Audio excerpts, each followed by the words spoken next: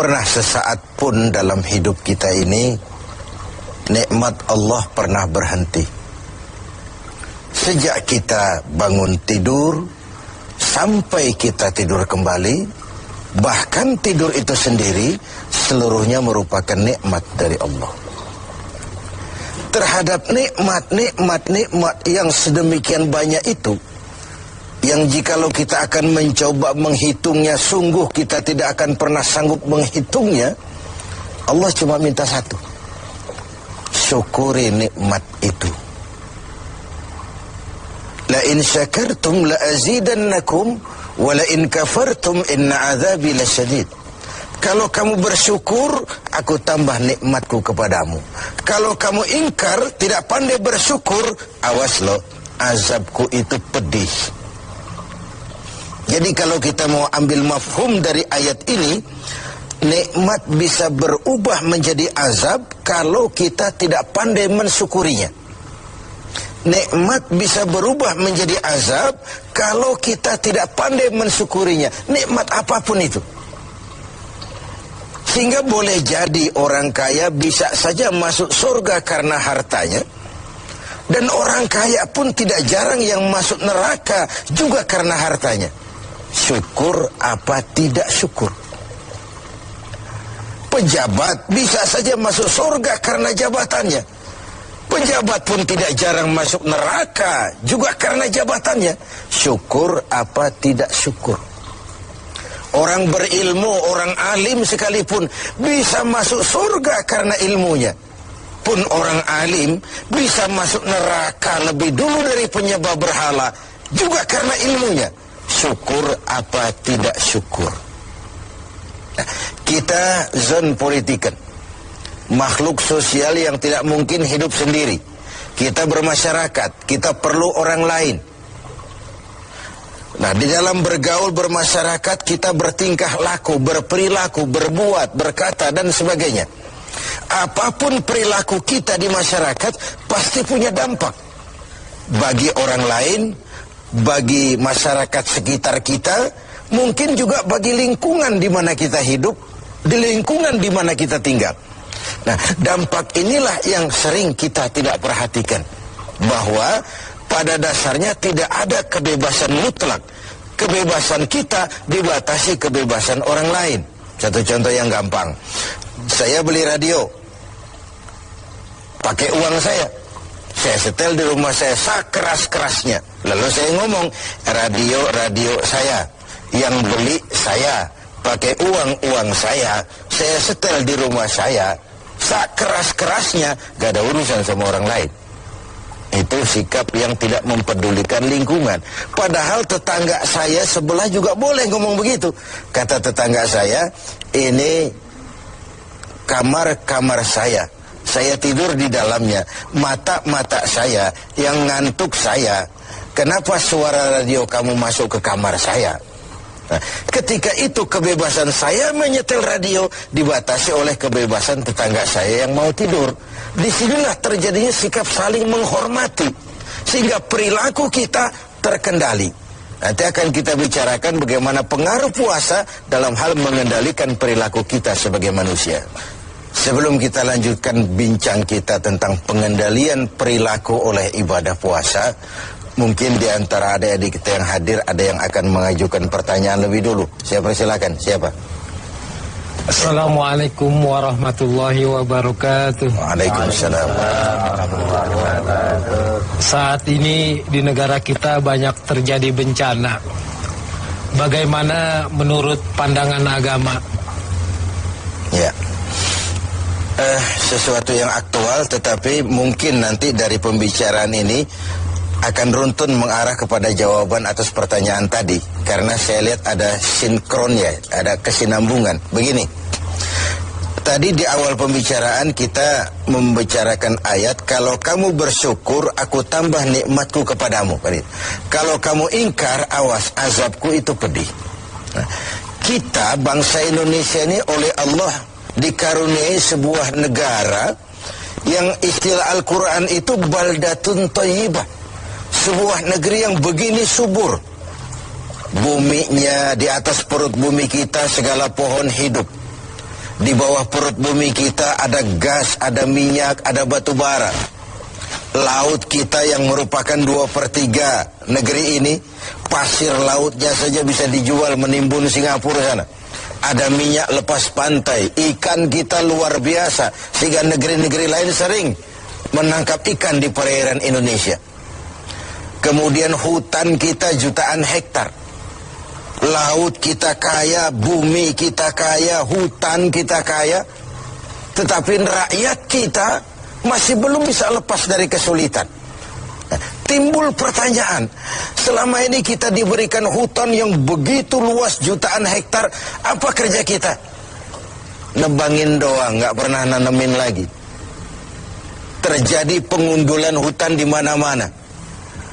Yang namanya illegal logging, tidak ngerti juga kita. Penebangan liar itu kok bisa ratusan kubik seperti itu. Akibatnya apa? Tanah longsor, banjir melanda, terjadi pengundulan. Akibat ulah yang kita lakukan sendiri.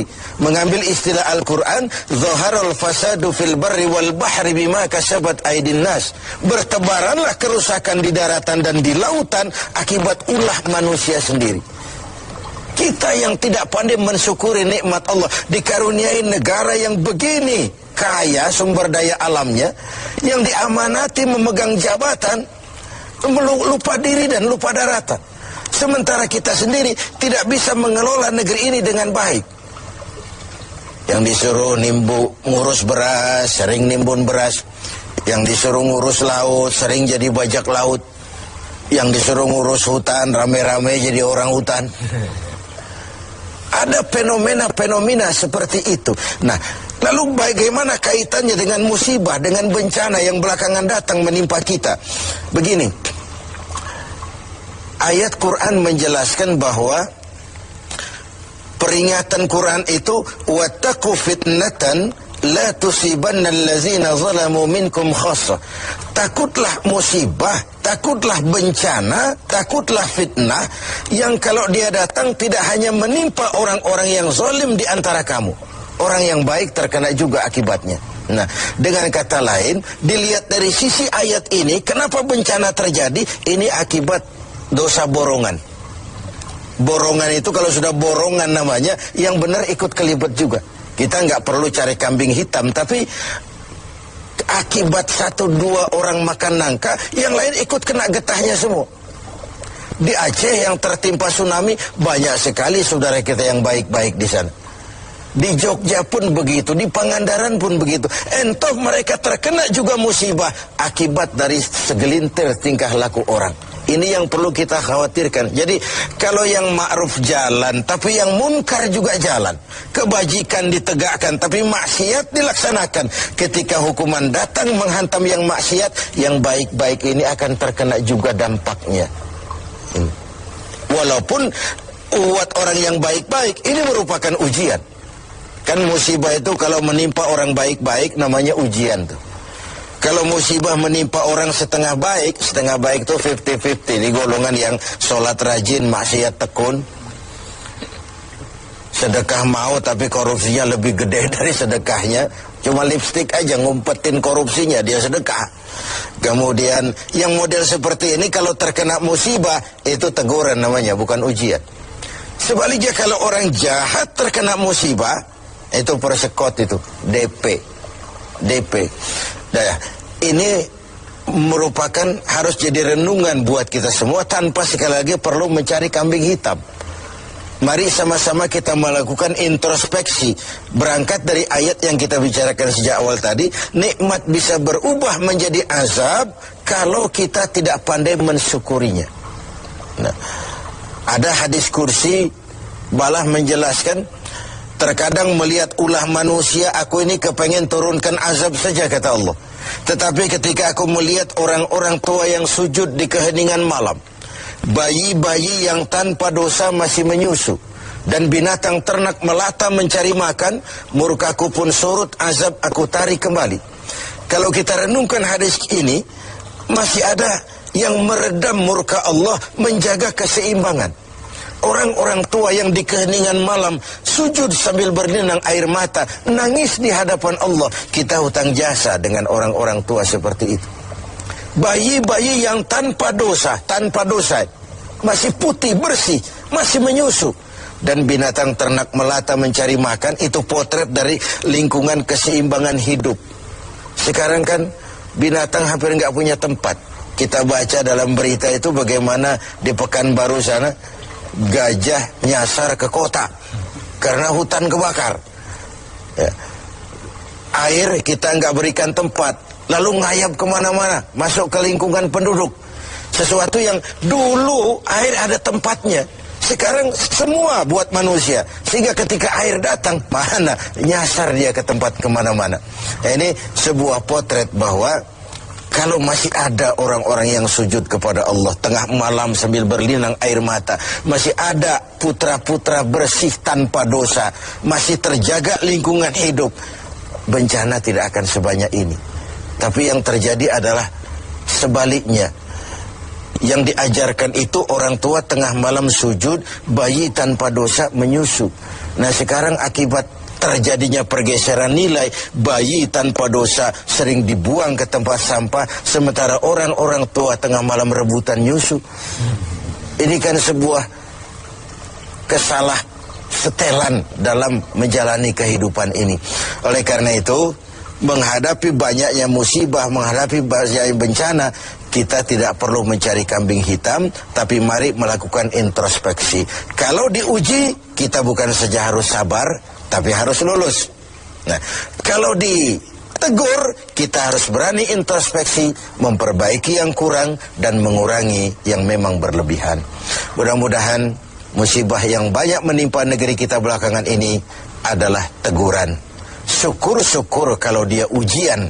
Dan sekali lagi, bukan saja kalau diuji kita harus sabar, tapi juga harus lulus.